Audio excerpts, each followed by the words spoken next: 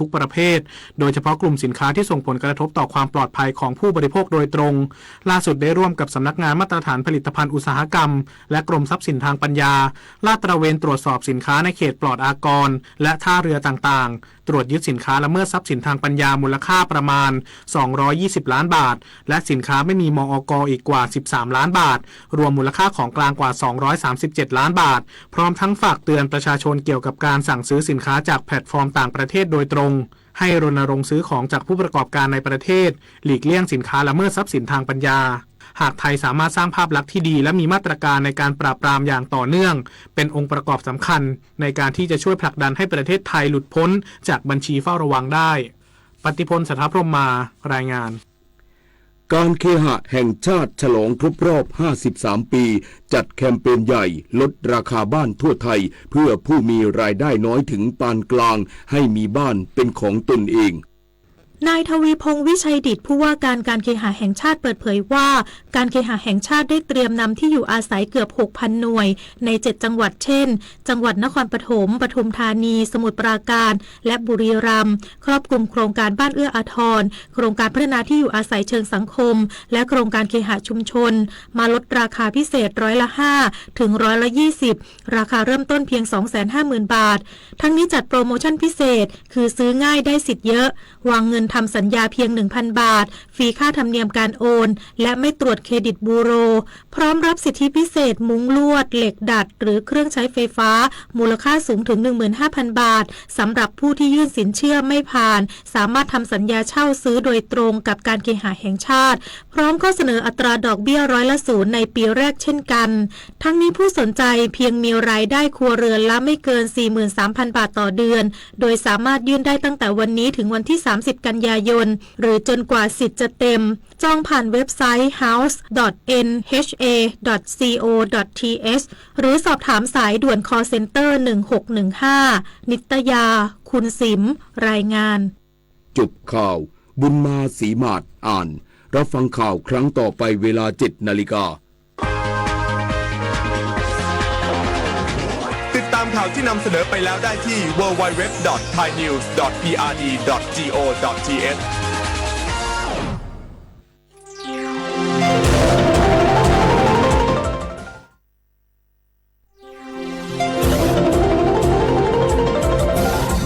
วิทยุแห่งประเทศไทย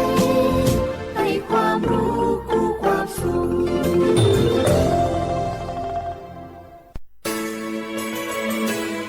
สถานีวิทยุกระจายเสียงแห่งประเทศไทยจังหวัดเชียงใหม่ AM 1476 กิโลเฮิรตซ์สถานีวิทยุภาคภาษาชาติพันธุ์แห่งเดียวในประเทศไทยที่มีความทันสมัยเชื่อถือได้สร้างอัตลักษณ์กลุ่มชาติพันธุ์สู่สากล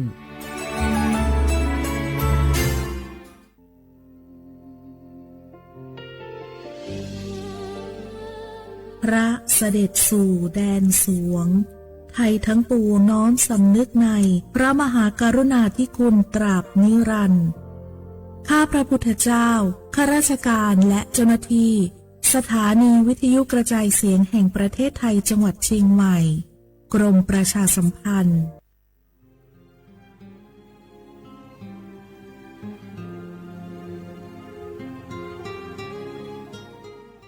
This is a moment of profound grief for the Kingdom of Thailand. We, the collective voices of Radio Thailand Chiang Mai, join the Thai nation in mourning the passing of our beloved Queen Martha, Her Majesty Queen Sirikit. Her life was a testament to the unwavering service, grace, and deep love for the Thai people. Our humble condolences and thoughts are with His Majesty the King, the royal family, and all the Thai people during this deeply sorrowful time. We will remember her forever.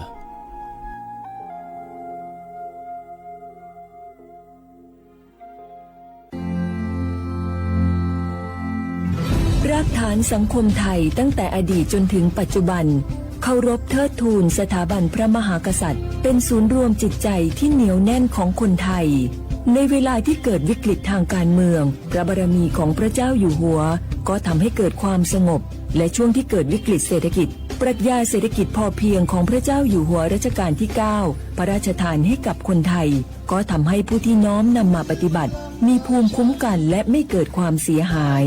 พระปฐมบรมราชโองการของพระเจ้าอยู่หัวรัชกาลที่ 10เราจะสืบสานรักษาและต่อยอดและครองแผ่นดินโดยธรรมเพื่อประโยชน์สุขแห่งอาณาราษฎรตลอดไป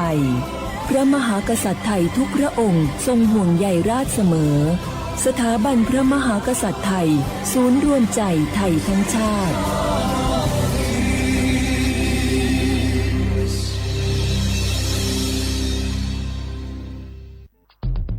แค่3 ปีความเสียหายจากอาชญากรรมไซเบอร์ของคนไทยพุ่งทะลุถึง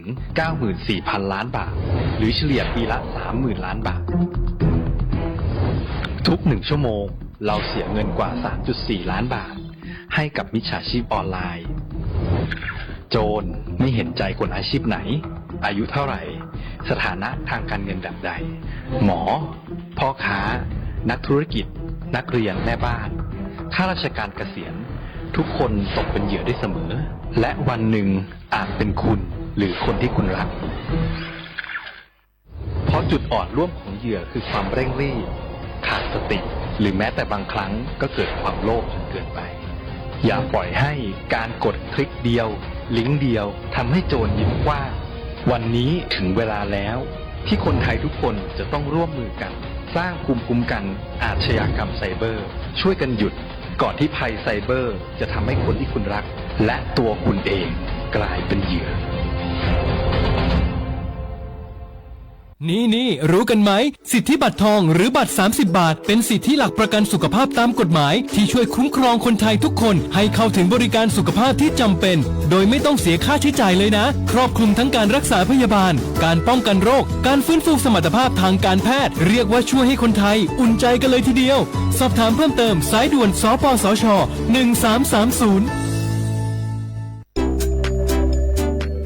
ใช้สิทธิ์30 บาทรักษาทุกที่ที่คลินิกทันตกรรมเพียงสังเกตโลโก้30 บาทรักษาทุกที่ก็สามารถรับบริการอุดฟันถอนฟันขูดหินปูนเคลือบหลุมร่องฟันเคลือบฟลูออไรด์ไม่เสียค่าใช้จ่ายใช้แค่บัตรประชาชนไม่ต้องรอคิวนานสอบถามข้อมูลเพิ่มเติมโทร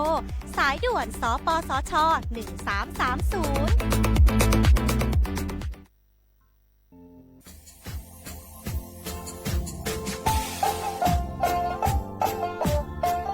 นาถึงมาปีใหม่ซื้อจีนชมังโงมัญญาคณะรัฐมนตรีไงมีมติยากกว่าอยู่หัวมองเมื่อเหือนยากุลาซื้อหาหนีซื้อกูยังไงยิ่งคงอยู่ตรงยาโฉดซื้อฉีกว่ายาไปรับมองเมื่อเหือแก้ไขปัญหาไงสถานะอาทิตย์เหือสัญชาติไงเอาถ้ามีคนเรียกว่าจ่าสุไงอธิบายยากกฎหมายถือว่าไปรับมองเมื่อเหือไงมาตราที่17ไงแห่งพระราชบัญญัติคนเข้าเมืองไงพอ2งมันอยากให้ญี่ปุ่นอยากให้หนีตัวเนี่ยหนีซึ่งหนีกว่าไงเท่าว่าถ้ามีคนเนี่ยว่าจุฬาโซอาทิตย์เนี่ยคือมันจะจางงเป็นยังไงอาทิตย์เนี่ยว่ามีทะเบียนประวัติเธอถูกต้องอยู่ไงอธิบายว่าสารว่ายื่นขอสถานะไงคนต่างด้าวเข้าเมืองโดยชอบด้วยกฎหมายที่ดียินหน้าบุรุษไงอาทิตย์ทยากฎหมายถือว่าไปรับมาเพื่อไงมาตราที่7ทวีไงแห่งพระราชบัญญัติไงสัญชาติยึดขวงว่าไปเฮอพศยังไง2508ไงเอาถ้ามีคนได้ว่าเฮอตาซุงโงไม่ยังไงอาทิตย์ยังเฮออาบามันก็จะเฮออามาไงเอาว่าอยู่ในทะเบียนประวัติบุคคลไงอธิบายว่าไม่มีสถานะทางทะเบียนมาจุบเฮอสามารถยื่นขอสัญชาติไทยที่กรุงเทพมหานครไงยื่นที่สำนักบริหารการทะเบียนกรมการปกครองไงอธิบายเราส่วนต่างจังหวัดจะสุบเฮอว่ายื่นต่อในอำเภอตานภูมิลำเนาไงปีขวานวลแล้วก็จะบอกว่าอำเภอยี่ที่ยื้อชองไงยื้อเวลางูไม่ยากว่าเวลาใช้กันยาขนาดถี่เนี่ยควานี้หนักกว่านี้สิไงอดีตแบบนี่มีกับพวกควานี้คือน่าเหี้ยโชฮาหนีซึกูยังไงยุคโคหนีตัวเหี้ยโชซึกูกว่าเสือทีนี้ยื้อชองง่าทำไมถึงมาปีเมื่อซื้อจุดเช้าว่าเช้าข้าได้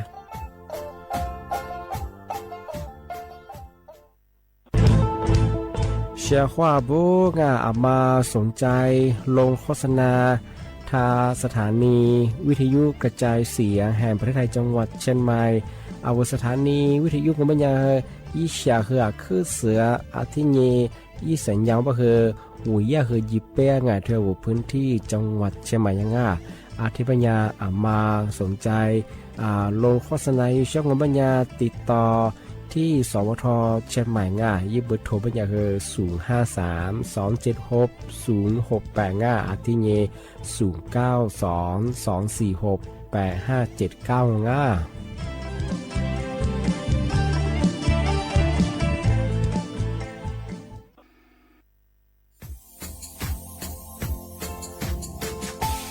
ชาว่าบราวัฒมาปีใหม่อาทิตย์ตาจิงชาวมังมันยังไงมุสาจังหวัดเชียงใหม่ควายถึงมาปีใหม่ปากไก่ฝรั่ง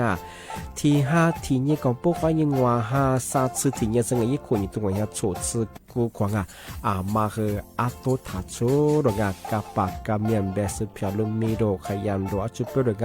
สัตว์ความแบบดิต้มแบงอาตุทัดโชบงอาทิยาวพื้นที่ลิโตจางโง่เป็นยังกว่ายาระบบไฟดีควายมาอนุญาตอยู่ไม่เหรอมาคืออาตุทัดโชดงอาทิยังปีความวัตุสองเป็นยังฝ่าฝืนยังคือกลุ่มหมายละชัวยาชัวยาโซดงอาทิบ้างเป็นยังมาอาตุชัวอาตุเบียพะมัวโง่เป็นยังอาวุธโทแจ้งศูนย์อำนวยการแก้ไขปัญหาหมอกควานอาทิยังคือฝุ่นละอองมาคือจังหวัดเชียงใหม่ยี่เบอร์โทรโง่เป็นยัง053อาทิยัง112808หรือเดี๋ยวมาโง่เป็นยังสำนักงานประชาสัมพันธ์จังหวัดเชียงใหม่ข้อดีปีมากทีเดียวประกาศยุฝรั่งอันนี้ประกาศมาก็ตะวันเลยยุจลฝรั่ง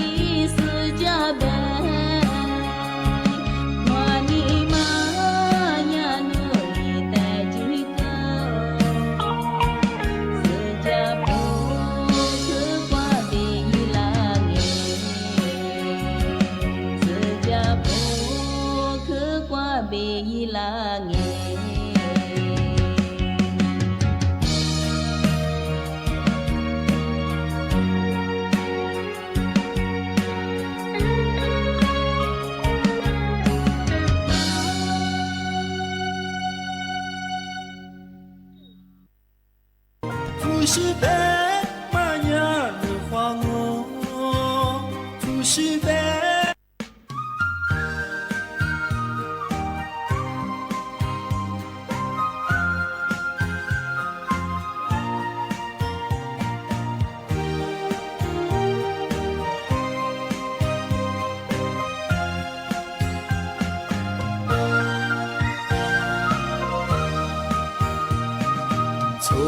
萨萨我的肉，你萨西的拉从阿米，马色不怕皮狗，吃杂花杂嘛就是你。哦，咪嘛哈我的肉，你的夫是我的马做你，你萨西。咱来苦嘛闹，出走苏里来苦掉我，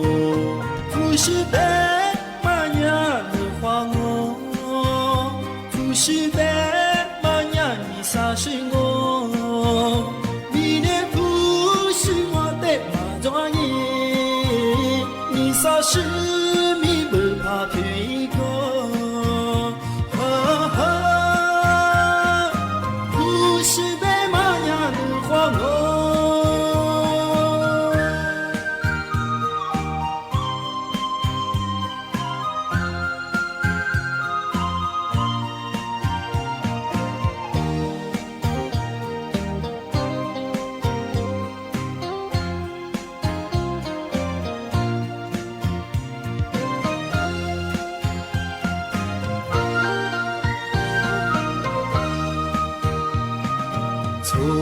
萨萨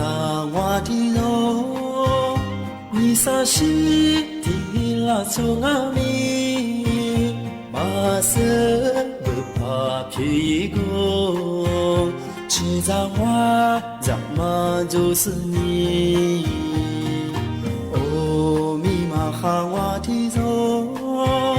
你的夫是我的马抓你，你萨西。咱来苦嘛闹，出走苏里来苦掉我，不是白马呀的花我，不是白马呀你啥是我，你的不是我的马抓你，你啥是你不怕皮狗。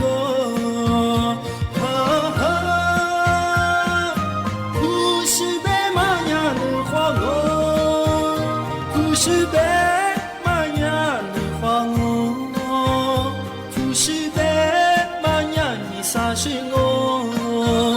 你的不是我的马抓你，你啥是你不怕皮狗。不是白马呀的花哦。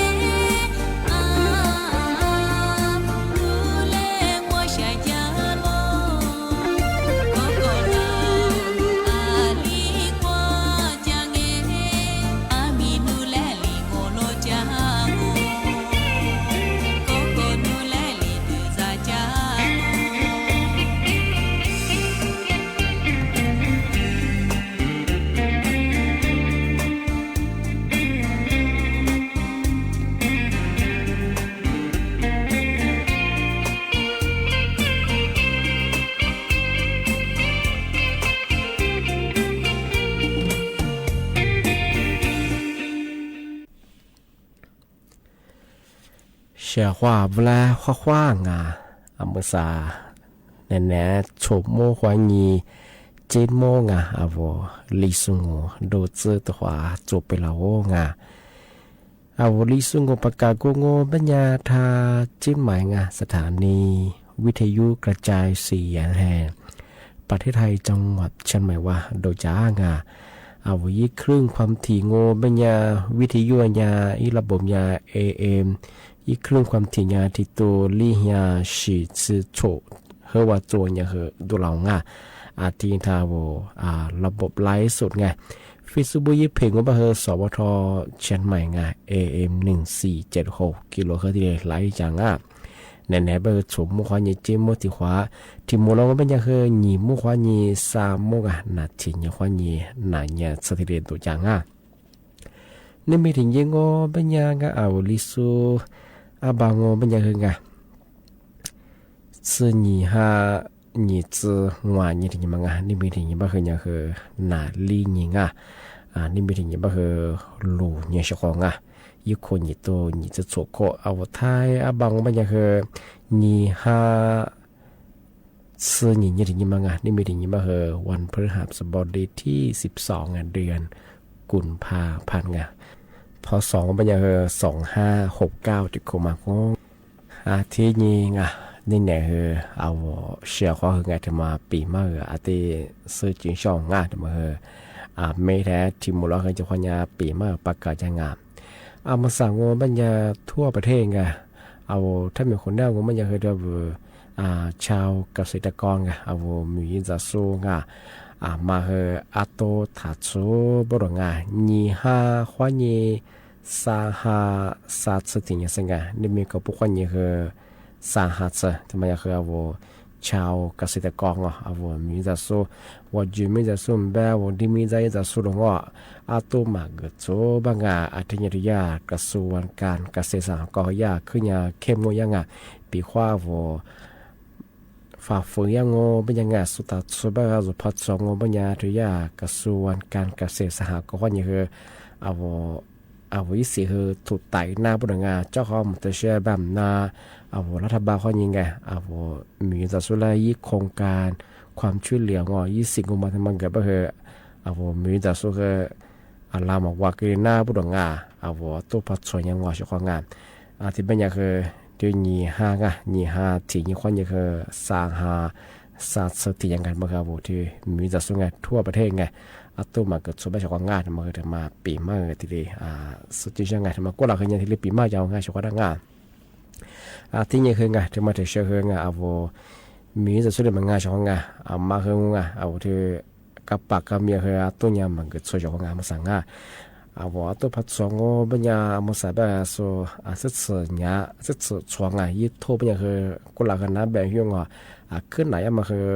ที่ขวานี่คือ你自ขว自别个后背是好不ที่นี่ผู้บ่ขวจำมันก็มาคือขึ้นยามาคือเนี่ยคือ你ล้าง自别啊是好มาส่วนตัวบักจงก็ไม่เนี่ยสิพูดไปคือกว่ายี่ลบ PM2.5 มันไงความผู้ชิมยามาต้องขวดเชื่อมันงอยี่มันเราพิจารณาไปคือยี่อากาศขึ้นมาข้างว่าเราจะไปคืออาจจะสุขภาพมาข้างกรีน่างอ่ะที่นี่คือพามยาไปคือกับเบียกว่าสุขว่าเท่าไหร่นี่กับเวลามาคือมาโจไปคือว่ารายได้มาคือมาโจงานเศรษฐกิจขึ้นมาข้างแบบเช่นว่างที่ความเป็นที่ห้าว่านี่คือหัวหาเสือตุ้มให้ได้มากโจเช่นว่างก็เทดิพวกแบบคือมุสาก็สาวว่าตัวแท้สุดแบบตัวก็เบียร์สายเช่นว่างที่แบบคือสมมุติที่ห้าว่านี่คือหัวหาเสือตุ้มมากโจเช่นว่างที่ยังเที่ยวมีรุ่นจะสู้นี่ห้าว่านี่คือสร้างสิ่งคือน้องมีความช่วยคือมีลูกช่วยคือสมมติโจเช่นว่างเป็นคนที่ปัจจุบันถ้าช่วงนั้นแบบยังไงเป็นความว่าที่ว่ากระทรวงการเกษตรที่ยังคือสากองพอดูแล้วก็คือเจ้าของตัวเชื่อ24คืนที่เรียนบอกว่าคือหน้าบริงานทำไมยากที่เรียนแจ้งตื่นฝรั่งที่ยังไงที่มาเชื่อคือที่มิชาชีตั้งปัวคือทำมาปีมาสุจินช่างมาสัตยาสำนักงานกรงที่ดินที่มิชาตั้งปัวหน่วยงานยากกว่าชิสุยากจิสุที่เรียนแจ้งตื่นฝรั่งสุประชาฝรั่งมาสารสุดที่ผู้มองว่าไม่ยาคนหนึ่งเจ้าหน้าที่แบยิงเอาละที่เรียนทุฝรั่งย่ายี่โครงการว่าสำรวจพื้นที่ไม่ใช่เคยเนี่ยแล้วว่ามีชาทัวยี่ชันออกมาที่เดียดูเป็นยังที่เดียแบบอะไรเช่นไงที่ผู้มองก็ไม่ใช่คือกลุ่มมิชาชีชาวงานหลักโซมาคาโซเกิดจากสรุปมังงาที่เป็นชาวงานปีขว่ามาคือจามงาที่ย่ากลุ่มที่ดีเป็นมาคือย่ายี่โครงการว่าสำรวจออกโฉนดที่ดียังมาคือยามาสักย่ายีจะไปเช่นไงที่เป็นคือปีขว่านี่นะมาทุฝรั่งเนี่ยสำรวจพื้นที่ปีขว่าหนึ่งมิชามีหลายจงมีใช้พื้นที่จงทำให้ในถั่วดัวมีใช้ถั่วดัวชนเกือบเป็นยังไงที่แบงก์มันย่าชนดัวไปเคยยี่กว่าสำรวจยามางยี่ค่าทันเนียดงยี่เผือย่าเจ้าหน้าที่กามากลุ่มยาที่ไม่เป็นยังรับบอกเบอร์เจ้ามาเขาบอกโอ้เจ้ามาตัวเสียงที่เป็นยังกลุ่มที่เป็นยังคือไงย่านโยบายที่เชื่อมันจะเป็นเช่นไงมาที่เชื่อพระจิตจงเป็นยังมาผู้บัตรเกิดถ้าบุรุษงานมันยังกลุ่มมิชาชีพแบบปีขว่าระยะเจ้าหน้าที่กลุ่มที่ดีส่วนนี้ได้สำรวจพยายามก็คือชิบเฟื่อมาบุจีบริษัทงาส่วนนั้นที่ปุ๊บไปยืนตัวเชียงไงปีขว่าโซพาเยี่ยมไม่หัวที่เป็นมาสัญญาที่ยากลุ่มมิชาชีพไงหลักส่วนมาคืองอหนุนเจ้าหน้าที่กลุ่มที่ดีเป็นยังไงสิ่งที่ติดกรมย่ายี่โครงการที่ชื่อว่าที่ออกสำรวจงอยี่ก็คือยี่ชนมาที่ดูเป็นยังไงว่าทุกฝรั่งผู้บาดเดียมาคือตัวเชียงมาคือที่ชื่อของมันก็คือผู้บาดเกิดช่วงงานเนี่ยอันนี้อย่างนี้กลุ่มมิชาชีพผู้งานจะมาคือที่ปีมาแต่แจ้งเตือนเจ้าจุดร่างงานที่เป็นยังช่วงงานมันสักนั่นแหละคือมันกว่างแต่ว่าเกิดนังเอาไว้ช่วงถ้าไลฟ์สวดตีสูงอันนี้ท้าวิธียุ่งในจากสุดก็คือข้อความของงานนี่นะรายการลิสงตัวอย่างเป็นสถานีวิทยุกระจายเสียงแห่งประเทศไทยจังหวัดเชียงใหม่ดูยังไงมันก็ชื่อสวทเชียงใหม่บ้านดังแล้วบ้านมันกว่าตัวเขาเล่นนายชาวงา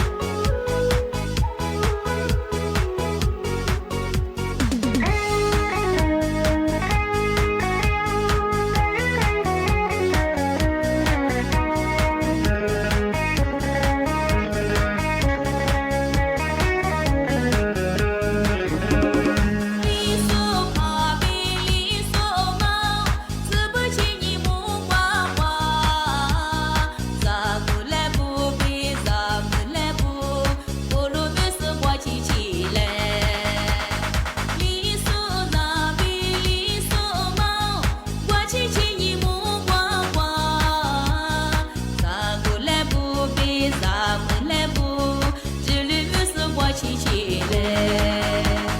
你是我是北老阿喂西藏，阿呀西藏，阿尼西藏，走吧走嘛来看不打死一百一来，走么把呀多罗的，走么把呀老虎的，咋不来怕瓜死的，咋么来嘛瓜死的，嘎叽叽里百一来，我吃饭呀么呱呱，我吃嘛呀我就饭，阿米来来这里女，咋不来来葫芦女。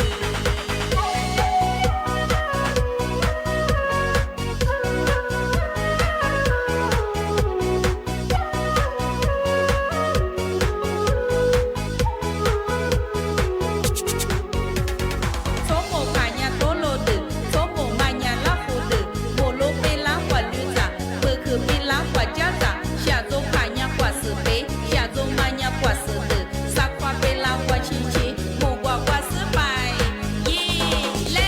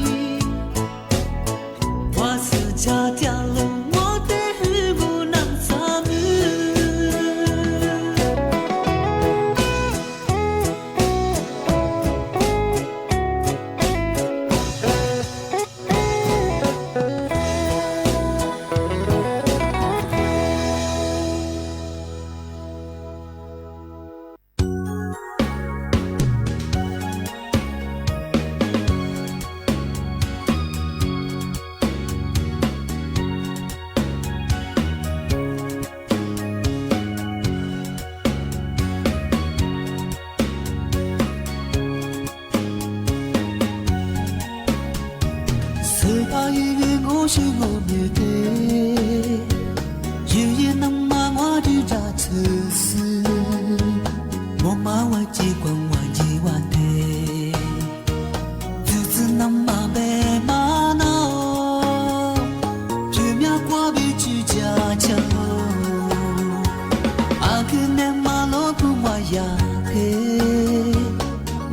pe zi mi ma je la loka ko je pati wa mo te ali bi si za ba se wa ji zha wu he mia mi lo sha zhe ma dou zhu wa mi mia bi chen na zi ge liang ni se pa tu ge wa bu zo在马斯巴伊瓜走到阿面的瓦那玛等我面的瓦塞江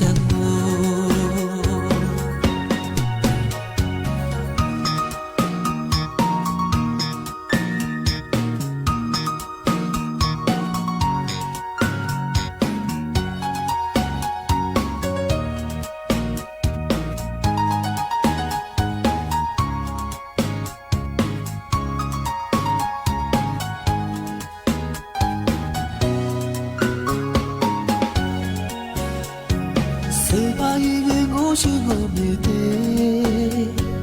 夜夜能妈我的扎车子，我妈我机关我机我的，日子能妈白妈闹，就苗过比居家家哦，阿个那妈老姑我呀嘿，我只怕日子你妈去啦。Loka guji pati wa mote Ali bisi za base Wa ji zha wu he mia mi lo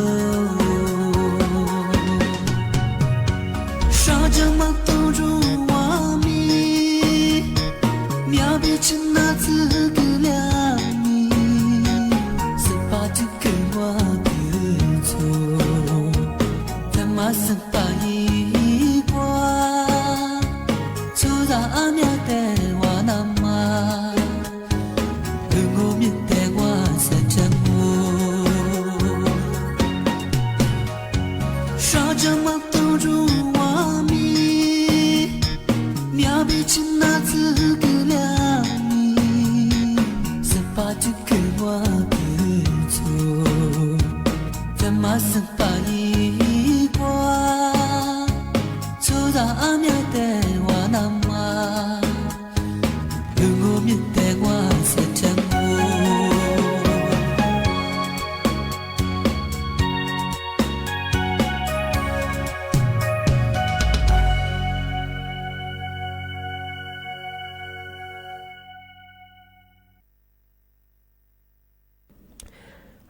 ที่นี้งาที่มาแต่เชื่อคืองาที่มาปีมาที่สื่อจริงใช่งามอีที่มาโง่บัญญาว่าอาชญากรไงเธอระบบออนไลน์ข้อนี้กลุ่มมิชาชีพแบแกงสแกนเมอร์หรืองอคอเซ็นเตอร์หรือดิฉันก็หลักสมบัติโซเอาเวลาเกิดหลังมางานได้บ่เหรอเสียหายมายิ่งมูลค่ามีสเปรย์มางอที่ยังเหรอสุดโทรแจ้งมาคือยังเหรอคดีมาคือมีซื้อมางานมาคือยิ่งข้อมูลมาคือที่หาข้อนี้มาสั่งยี่ห้าสิ่งยังสิ่งที่กลุ่มมางานช่วงงานสุดโทรแจ้งมางอเป็นยังไงว่าย่าสถานงานสุดลาบเรียมันยังเหรอเพียบมาซ่อนยังเหรอที่ตัวที่ห้างว่าซื้อว่าคดีสเปรย์ยังไงเกิดบางงานอาทิปัญญามูลค่ายิ่งเพิ่มมาพอส่งปัญญาเฮงไงที่อาบาที่มาซื้อมางาเหตุ是ล้านสุดที่เสียหายอะไรสักอย่างแต่ก็มีอย่างที่อาบาที่มาซื้อปัญญาเฮที่ก็เหตุ是ล้านสุดเป็นมาสักอย่างอาทิปัญญาเฮที่คือมีอย่างมางอปัญญากว่าที่ระบบออนไลน์ข้อนี้จะซื้อจะมาวัวมางที่ข้อนี้ว่าโอ้ปัญญาซื้อมาสุฟลามาง他们一看的人家去实现是真话，看的是不行啊！我要说投资嘛，我谁还要嘛啊？实现是真话，我是说啊。你嘛的嘛我们呀，我没嘢啦不啊？那จานงานเนี่ยโรนี่ละมีความโรงก็โหเตะเป็นไงอันนี้เป็นพวกเบอร์จะมาพวกเบอร์มันจะคือเหมือนว่ายีสูงถูหล่อยมาสูเกลือมันมันจะคือหนีเฮียแค่สุดไม่ใช่ไงนี่แค่ดีสุดใช่ไงสามารถถึงบางก็เป็นยาว่างอนหนึ่งยา กุมมาเทมาเบยยังไงเจ้าหน้าที่กุมมาเบยยังเอาแล้วก็หลับมั้งอ่ะที่สิว่าเนี่ยเสียหายมั้งมั้งไงที่เฮียซาซลีเคสงอ่ะคดีสังหารสิเป้ไปถึงไงที่เฮียซาซลีสงอ่ะอันนี้เป็นเพียซ้อมยังคือที่ตัวที่เฮียว่าซึ่งว่าเคสไงคดีมั้งอ่ะยี่มูลค่ายี่เผยพาซ้อมยังคือเหตุ是来自火上啊，ขึ้นยา上啊，ที่ถึงมาโง่ไม่ยังว่าแฟดฟอนไงว่าคือขึ้นยามาไงยิ่งถึงมาไม่ถึงว่า Facebook ว่ายังไงอีที่มาโง่ไม่ยังคือช่วงเฮียวัดสุดใจพลังมังอ่ะที่ถึงมาไม่เคยย่าไม่เคยย่าแบบไปดังอ่ะอะไรสิว่าเกิดมังอ่ะไม่เคยยังคือหนีเฮียกูอ่ะสมัยที่มังงว่าสมัยที่มังงว่าโทรศัพท์เขาเนี่ยว่าโทรฟลายยังไงนั่นแหละว่าเกอร์กุลิเกอร์เป็นไงคนนี้เจ้าหน้าที่เป็นไงที่เชื่อว่าเนี่ยโทรศัพท์เขาเนี่ยว่าก็มังไม่เคยที่เฮียซาสกูขวาสึงไงที่ถึงมังงว่ายังว่ายี่ลายไงเอายี่ลายให้กันเนี่ยเฉยไงแต่เขาเนี่ยว่าก็เรามังไม่เคยไงมังเนี่ยกูสื่อเทียสื่อเป็นเฉยไงที่ถึงมังงว่ายังติดต่อไงติดต่อว่ายังโดนหลอกอยู่สูงว่ายังลีซึเหตุซึ่งสุดทุกแจ้งฝรั่งมั้งที่ถึงบางวันเนี่ยอินสตาแกรมมันคือว่าไอจีตะบัวแต่ข้อยังไม่คือสื่อลีขวาซึ่งสุดทุกแจ้งฝรั่งมั้งสุดแจ้งมั้งที่ถึงบางวันว่าทวิตเตอร์บางมันเนี่ยคือซาขวาสื่อขวาที่เนี่ยคือที่มันเป็นว่าอีเมลข้อยังไงข้อยังแจ้งฝรั่งมันคือที่ขวาส่วนมันคืออีกคดีส่วนคือแจ้งฝรั่งมั้งที่มันก็บัดถึงมาเสด็จช่องที่เกิดเสียหายมั้งเหตุสิลัดซึ่งช่องที่บ้านยาช่องมาคือขึ้นยาจามุจงมาใส่แบบคือกลุ่มมิจฉาชีพคือมีอย่างเวลาทุฟลานีเวลาฟลานีลุนทุยเจ้ามรองปีขวานุที่มือลุดแล้วแบบเอาไปถึงมาคือยิงมือสว่างที่นี่คือคนหนึ่งเจ้าหน้าที่ก็มาทำแบบนี้บักเกือมามีอาชีพไม่ยิงที่เป็นเนี่ยว่าคือเรามามีอาจจะเป็นยาวช่องมาคืออาจจะจำไม่ได้ผู้บ่าวมาละจะเสิร์ชมาว่าคือผู้มาเบิกแทงวิข้อมูลจุดไหนยังกับกูยังทำไมยี่ล้านสุดว่าทำไมมาวิข้อมูลสุดละคืออาจจะตัวกำมือไทยยังมาคือขึ้นยามีเชื่ออันตรายยังมีความเสียช่องอาจจะคนยี่มาใส่เห็นยี่แบบคือเราบอกเราคนยี่สู่กลุ่มวิชาชีพเกือบมาคือเนี่ยคือขึ้นยังไงทำไมคือรีโซเชียลที่เด็กเกิดขึ้นมาเช่นก็คือมาแล้วพวกบักเกอร์คือว่าเราชิวว่าคือไงวิข้อมูลจุกับกูยังกับเช่นแต่มาถึงมาที่เด็กปีมาแจ้งเตือนเจ้าจากงานที่เป็นยังช่องนี่นะคือหน้าปีมาคือที่แหลกจงที่เป็นคือจ้าทีมหลงนี่เมื่อควานนี่คือสามเมื่อวันถึงความเมื่อไหร่ความช่องนี่นะรายการลิสุงประกาศกุบัตรจิ้มใหม่ดังสวทเชียงใหม่บ้างมันก็ชื่อสถานีวิทยุกระจายเสียงแห่งประเทศไทยจังหวัดเชียงใหม่ว่าดูจังเนี่ยเนี่ยก็คือสมมติว่านี่จิ้มเมื่อถึงว่าดูที่หมู่เราไม่ยังเคยหนีเมื่อว่านี่3 โมงที่เนี่ยว่านี่เนี่ยเจอที่นี่ตัวอย่างเชื่อว่าคือบ่มงเขาว่าสวัสดีครับ เ